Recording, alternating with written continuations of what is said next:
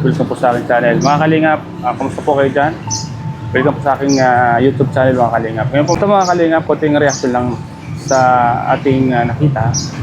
Mga Kalingap, Rocky Tulfo in action nasa diet na. Hinihintay po ng lahat para matapos na ang gulo. Ito naman yung gusto na maging maayos na po mga Kalingap. Maayos na po yung problema. Matapos na po yung dapat patapos. Masasabi ko lang po mga Kalingap, siguro ito po yung solusyon at pag-asa na maging okay na pong lahat mga Kalingap.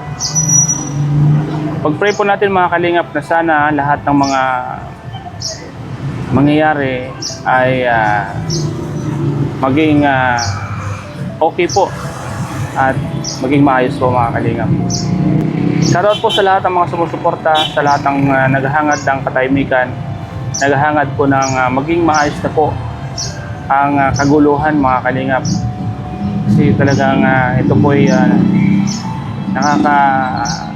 sobra na po nakakapekto, lalong lalo po sa pamilya po ni Ibi. Ito na po yung lahat na magiging kasagutan po lahat ng problema. Alam niyo po mga Kalingap, malaking bagay po na usap-usap na sila sa barangay. Meron po kung bawat salita na makikita natin sa social media, bawat mga comment talagang hindi matatahimik po ang lalong-lalo po yung mga nagre-react. Kasi late na comment ay pinagmumula ng matinding issue. Maliit na comment, pinapalaki po mga Kalingap. Magandang paraan para matapos na po. Yan. Nandito tayo ngayon sa sentro. Sobrang init mga Kalingap. Alam niyo po mga Kalingap, kung anong init ng panahon, siya ring init ang issue ngayon. Siya ring init ang pinag-uusapan. Hanggat hindi po talaga pupunta ang Rocky Tulfo in action sa diet, talagang hindi po matatapos ang lahat ng mga issue. Sari-saring issue, maliit na comment, pinapalaki, ginagatungan. Kaya mas maganda na po talaga na mas maayos na po ang lahat po mga Kalingap. Kayo po mga Kalingap, kayo po mga viewers na nanonood, comment down below po kung ano po yung mga dapat gawin, ano yung mga dapat mangyari, ano yung dapat alam naman natin na medyo matagal na po yung issue na to. At ang lahat naman ay naghihintay ng resulta. At ang lahat naman ay may mga agam-agam dahil nung pumunta nga tayo sa barangay kasama sila Kuya Bal ay hindi po dumating yung pamilya ni Jancy. Ito na po yung hinihintay nila. Ito na po yung isa sa mga sinabi po ng RTIA na dumating po sila ng diet. Siyempre medyo na late kasi alam naman natin maraming humingi ng tulong at hindi lang naman sila yung humingi ng tulong sa Rocky Tulfo in action. So yung mga Kalingap ngayong araw na ito, sana may magandang resulta na mangyari or sana may pag-uusap na po sa barangay Taysan. Kasi ang hiling naman ng lahat mga Kalingap ay maging maayos pong lahat, maging maayos yung mga bagay na dapat nang ayusin.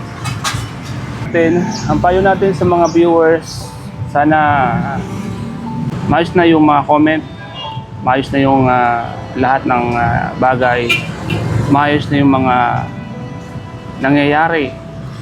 Dahil siyempre talagang kawawa yung biktima, although may kasalanan, pero siyempre tao pa rin naman, may puso't damdamin. Lahat ng tao ay nagkakamali, lahat ng tao ay hindi perfecto, lahat ay makasalanan. Mas maganda siguro mga Kalingap na maayos na po ang lahat sa barangay. Yung dapat umingi ng pasensya, umingi na. Yung dapat umingi ng tawad, umingi na. Alam niyo po mga kalingap, hindi po nakakabawas ng pagkatao ang humingi ng tawad sa kapwa. Kung ikaw may nagkasala, kung ikaw man ay kasala sa taong ito or kanino po man, hindi po nakakabawas ng pagkatao or pagkababae o pagkalalaki ang humingi ng tawad sa mga nagawa natin ng kasalanan. Bagos ito ay kaaya-aya sa mata ng Diyos mga kalingap. Kaya lahat ng nangyari ay hindi naman natin siguro ginusto, naging biktima rin naman siguro tayo ng mga taong sulsul at mapangusga. Alam niyo po mga kalingap, kung may mga taong ganyan talagang minsan kahit na nung tinumo pa, kung palaging nandiyan sa tabi sila yung mga taong ganyan, sulsul, ay kung tayo, talagang madadala tayo. Tao lang naman tayo, sasaktan tayo, di ba? Kaya huwag tayong manghusga mga kalingap.